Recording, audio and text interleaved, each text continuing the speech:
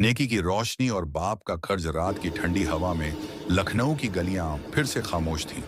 दुकानों के शटर बंद, मस्जिदों से आती रूहानी तिलावत और कहीं दूर किसी बच्चे की हंसी की गूंज, हर आवाज जैसे किसी याद की सिलाई कर रही थी। रहमान खान, या आप कहिए अजहर रहमान, अपनी दुकान में बैठा खत को बार बार पढ़ रहा था। हर शब्द जैसे उसके दिल में सुई की तरह चुभ रहा था। जिस दर्जी की दुकान में तू ये पढ़ रहा है वो मेरा सपना थी। अजहर की आंखें नम थीं। उसे याद आया बचपन का वो वक्त जब उसकी अम्मी और अब्बा के बीच झगड़े होते थे और एक दिन वो अपनी अम्मी के साथ घर छोड़कर चला गया था। उस वक्त वो छोटा था। अब्बा के चेहरे को आखिरी बार दरवाजे से झांक कर देखा था।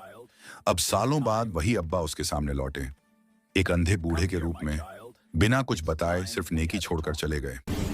आंसुओं की बरसात। अजहर उस रात दुकान में ही बैठा रहा। बाहर बारिश हो रही थी, अंदर उसकी आंखों से सिलाई मशीन पर रखा कपड़ा अब भी अधूरा था, जैसे जिंदगी की कोई सिलाई अभी बाकी हो।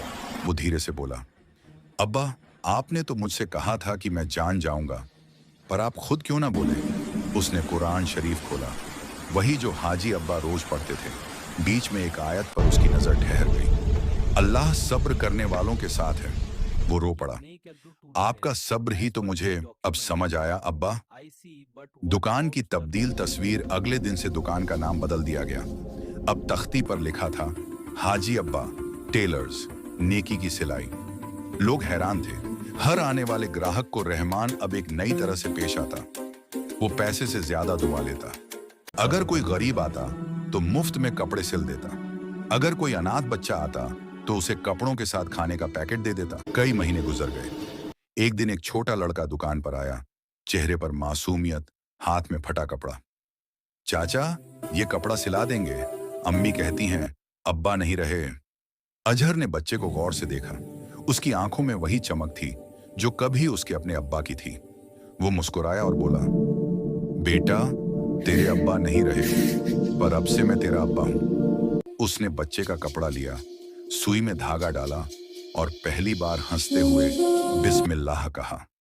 उसी वक्त ऐसा लगा जैसे दुकान में फिर वही रोशनी उतर आई हो, जैसे हाजी अब्बा की रूह फिर से मुस्कुरा रही हो। हाजी अब्बा की याद में रात में अजहर हर दिन मस्जिद के पास की छोटी मजार पर जाता, वहां फूल रखता और धीमे से कहता, अब्बा, आपकी सिलाई अब भी जारी है। हर टांके में